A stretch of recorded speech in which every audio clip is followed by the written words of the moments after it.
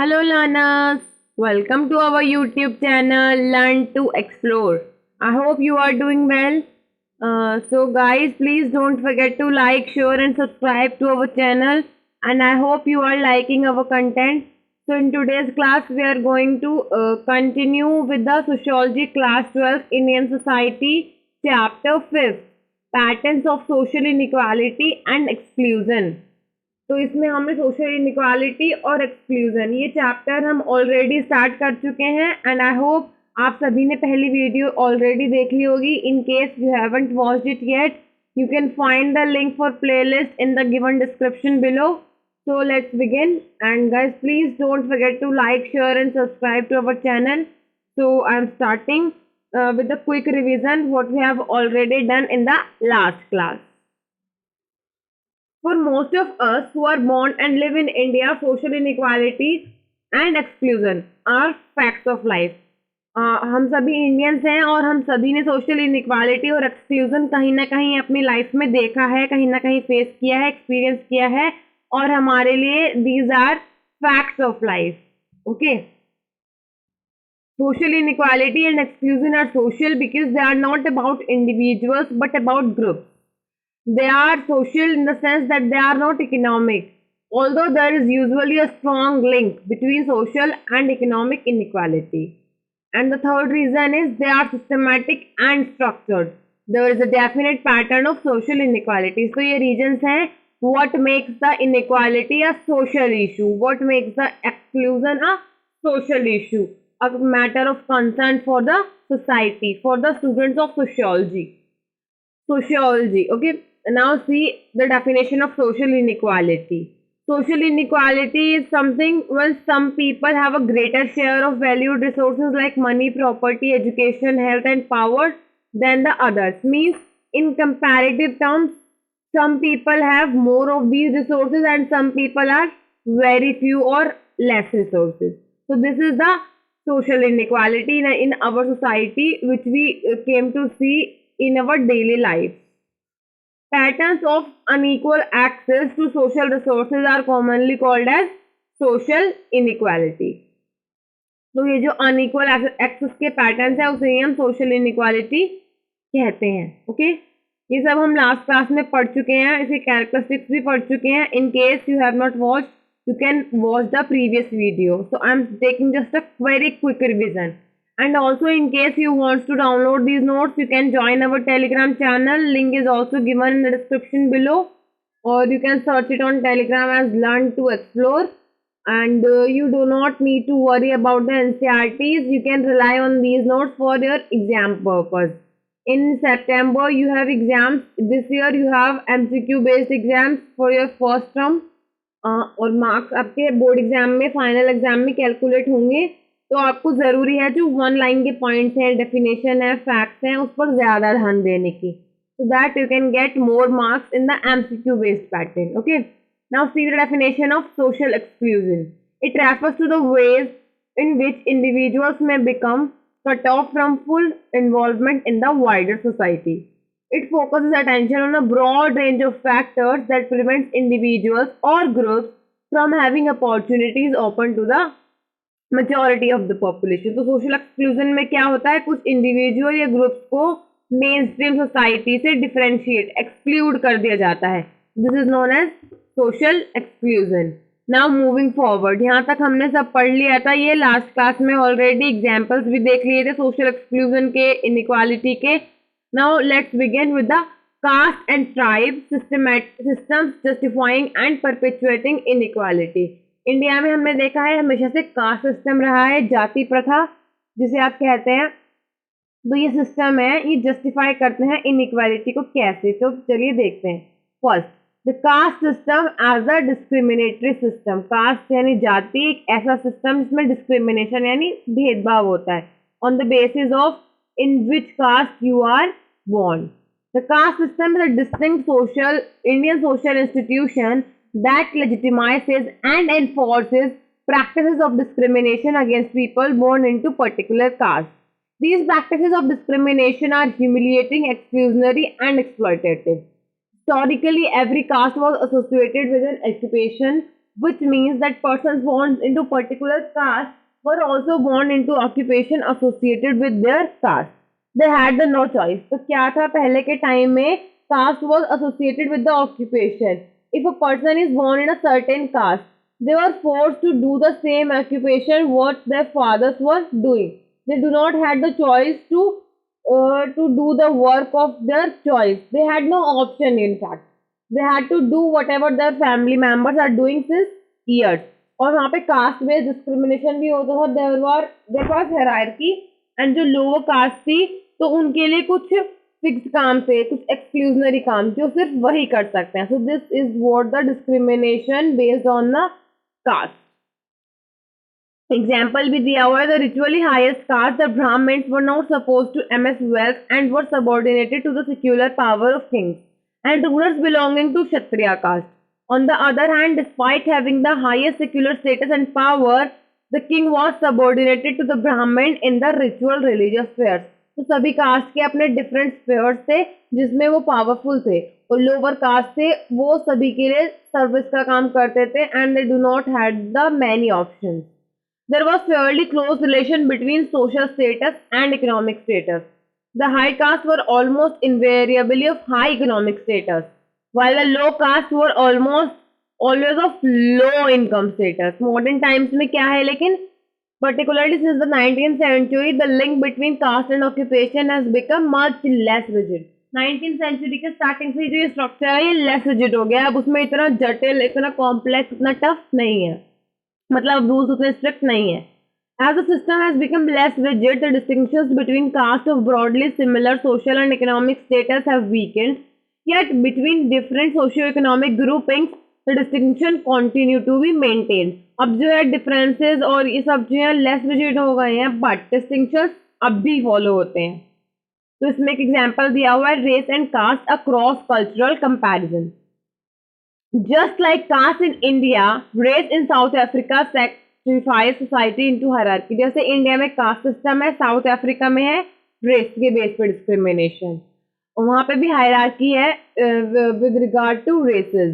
About one South African in 7 is of European ancestry. Yet South Africa's white minority hold the dominant share of power and wealth. To ensure their political control, the white European minority developed the policy of apartheid और separation of the races. क्या है white European जो है minority है, still they are in dominant role. वो अभी भी उनके पास जो है पावर ज्यादा है और उन्होंने स्टार्ट किया policy of apartheid and informal practice for many years. Apartheid became law in 1948 and was used to deny the black majority South African citizenship. मतलब जो वहाँ के नेटिव्स हैं, जो मेजॉरिटी लोग हैं, उन्हें सिटीजनशिप नहीं मिली जबकि व्हाइट यूरोपियंस को मिल गई. Ownership of land, formal voice government, ये सब क्या है माइनॉरिटीज के पास है. Every individual was classified by race and mixed marriages were prohibited.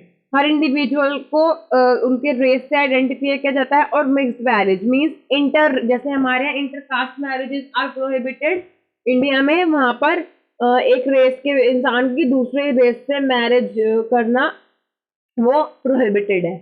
The prosperous white minority means जो समृद्ध है, white minority है लेकिन फिर भी prosperous community है.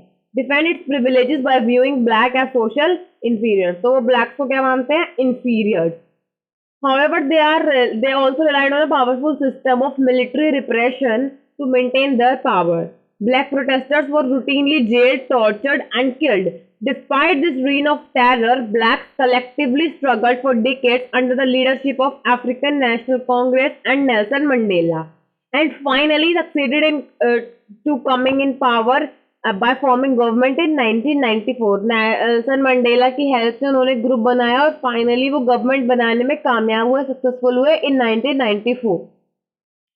Although the constitution of post-apartheid South Africa has banned racial discrimination, economic capital still remains concentrated in white hands.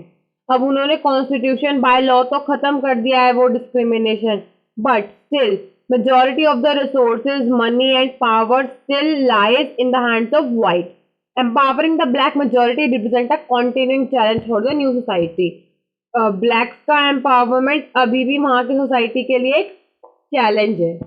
Untouchability. Untouchability is an extreme and particularly vicious aspect of caste system that prescribes stringent social sanctions against members of caste located at the bottom of purity pollution scale.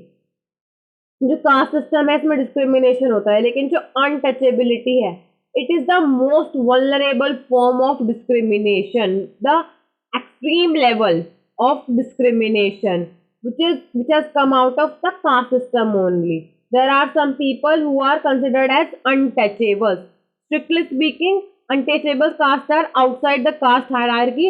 They are considered to be so impure, उन्हें इतना अपवित्र और इतना impure माना जाता है that mud that touch severely pollutes member of all other castes, bringing terrible punishment for the former and forcing the latter to perform elaborate purification rituals. उसके लिए उन्हें शुद्धि के लिए, प्योरिफिकेशन के लिए रिचुअल परफॉर्म करने पड़ते हैं अगर आप गलती से कोई उन्हें टच भी कर दे तो. They are considered so impure.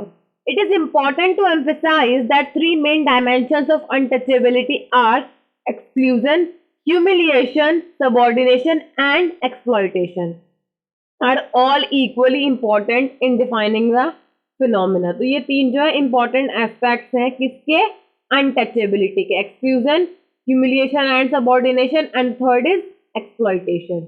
Dalits experience forms of exclusion that are unique and not practiced against other groups. For instance, being prohibited from sharing drinking water sources or participating in collective religious worship, social ceremonies and festivals. So Dalits के साथ किस तरह की untouchability होती है? They are not allowed to touch the water of drinking water that other castes do use for the drinking purpose. They are not allowed to participate in the religious ceremonies and festivals with others. At the same time, untouchability may also involve forced inclusion in a subordinated role. तो ये जो inclusion होता है वो force होता है कई बार, such as being compelled to play the drums at religious events. कई बार उन्हें force किया जाता है कि कुछ events में है तो उन्हें ये काम करना ही पड़ेगा, जैसे कि ढोल बजाने पड़ेंगे. The performance of publicly visible acts of humiliation and subordination is an important part of practice of untouchability. Common instances like gestures of deference, such as taking off headgear, carrying footwear in the hand, standing with bowed head, मतलब sir झुका के खड़े रहो, चप्पल हाथ में लेकर चलो. तो ये कुछ ऐसी बंदिशें हैं, कुछ ऐसे जबरदस्ती की चीजें हैं जो उन्हें फोर्सफुली करनी पड़ती हैं.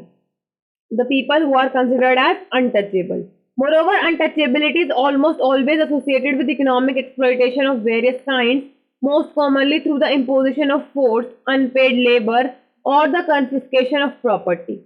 Finally, untouchability is a pan-India phenomena. ये जो phenomena है इंडिया के किसी एक particular state का नहीं, but pan-India level है.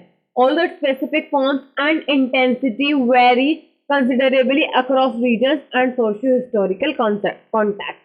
तो क्या है, इसमें डिफरेंस आते रहते हैं depending on historical and geographical context, but it is a pan India phenomena.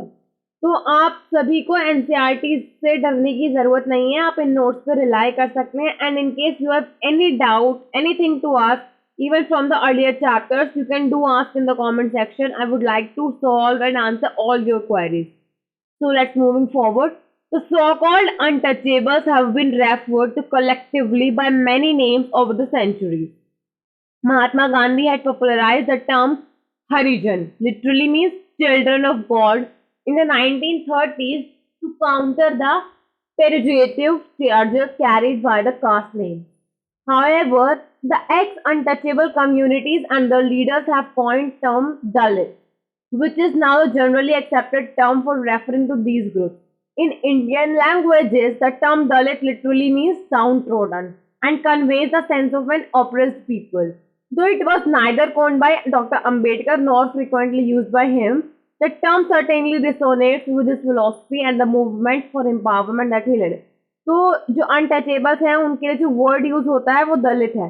हालांकि इसकी शुरुआत ना तो भीमराव अम्बेडकर ने की और ना ही इसके बारे में उन्होंने ज़्यादा बात की, लेकिन उनका जो भी लिटरेचर वर्क है वो दलित कम्युनिटी के साथ, दलित वर्ड के साथ अटैच माना जाता है. उनकी फिलॉसफी इसी पर बेस्ड मानी जाती है. महात्मा गांधी ने इनके लिए एक वर्ड दिया था Harijan, which literally means children of God, मतलब भगवान के बच्चे, यानी Harijan. Okay, Now let's moving forward. I hope you are able to understand what I'm trying to say. The Dalit Panthers are a radical group that emerged in Western India during that time used the term to assert their identity as part of their struggle for rights and dignity. Now let's moving forward. State and non-state initiative addressing caste and tribe discrimination. तो हमारी सरकार ने और इसके अलावा non state ऐसे कौन से इनिशिएटिव कौन से कदम उठाए गए हैं तो डिस्क्रिमिनेशन को कम करने के लिए, भेदभाव और पक्षपात को कम करने के लिए, तो आइए देखते हैं. The Indian state has had special programs for the scheduled tribe and scheduled caste since even before independence. The schedule listing the caste and tribes recognized as deserving of special treatment because of the massive discrimination practiced against them were drawn up in 1935 by the British Indian government. 1935 में उनके लिए special reservation बना दिए गए थे क्योंकि उनके साथ पहले काफी डिस्क्रिमिनेशन हुआ था. After independence, the same policies have been continued and new ones added. Among the most significant addition is the extension of social programs to the OBCs, other backward classes, since the early 1990s. The most important state initiated attempting to compensate for past and present caste discrimination is one popularly known as reservation, आरक्षण. ये सबसे important initiative माना जाता है state का, हमारी government का, to compensate for the discrimination, to the compensate the atrocities that they have faced in the past और in the earlier years. This involve the setting aside of some places और seats for members of SCs means scheduled caste and STs means STs in scheduled tribes in different spheres of public life. It includes reservation of seats in central and state legislature like Lok Sabha, Rajya Sabha, Vidhan Sabha, in government jobs, Department of Public Sector, companies, and in educational institutions also. The proportion of reserved seat is equal to the percentage share of SCs and STs in the total population. But for the OBCs, this proportion is decided differently. A number of laws passed to end, prohibit, and punish caste discrimination, especially untouchability. One of the earliest such law was the Caste Disabilities Removal Act of 1850, which disallowed the curtailment of rights of citizens due solely to change of religion or caste. The most recent such law was the Constitution Amendment Act of 2005, which became law on 23rd January 2006. तो ये laws बनाए गए, ये act पास किए गए जिससे कि हम constitution through the law to formal system को, अनटचेबिलिटी जैसे बैड प्रैक्टिसेस को खत्म कर सके अपने सिस्टम से. 93rd amendment is for introducing reservation for OBCs in higher education, while the 1850 Act was used to allow entry of Dalits to government schools. In between, there have been numerous laws, of which the important ones are, of course, the Constitution of India itself passed in 1950, and Scheduled Caste and Scheduled Tribes Prevention of Atrocities, which is also known as Act of 1989. The Constitution abolished an untouchability through Article 17. It is part of fundamental right that no one should be treated as untouchable. It is a punishable offense under Constitution of India, and it is a fundamental right of every citizen under Article 17. So untouchability is completely prohibited. The fact that legislation was paused repeatedly on this subject is proof of the fact that the law alone cannot end a social practice. State action alone cannot ensure social change. In any case, no social group, howsoever weak or oppressed, is only a victim. Human beings are always capable of organizing and acting on their own, often against very heavy odds, to struggle for justice and dignity. Dalits too have increasingly active on the political, educational, and cultural fronts. From the pre-independence struggles and movements launched by people like Jyotiba Phule, Periyar, Ambedkar, and others, contemporary India political organizations like BSP in UP or Dalit Sangharsh Samiti of Karnataka, etc., has come a long way. Dalits have also made significant contribution to literature in several Indian languages, especially Marathi, Kannada, Tamil, Telugu, and Hindi. So, guys, so students, these are the some initiatives that are taken by state, means the government, to stop or to minimize the discrimination against STs, OBCs, Dalits, untouchables. और कुछ private level पर, मतलब कुछ non state level पर भी efforts किए गए, जैसे कि उन्होंने लिटरेचर पे काम किया, तो ये सब जिससे कि सोसाइटी से डिस्क्रिमिनेशन को जितना हो सके जल्दी दूर किया जा सके, उसी के लिए positive affirmation policy of reservation को भी यूज किया गया। तो आई होप आप सभी को यहाँ तक समझ में आ गया होगा जो हमने पढ़ा है। In case you haven't understood anything, you can ask in the comment section. From here, we'll continue in the next class. Till then, keep revising, stay tuned, and also don't forget to like, share, and subscribe to our channel on YouTube so that you can get the more of quality content right at your pace, right at your place, available for freely. So, guys, stay tuned, keep revising, stay connected. Please subscribe to our channel. Thank you.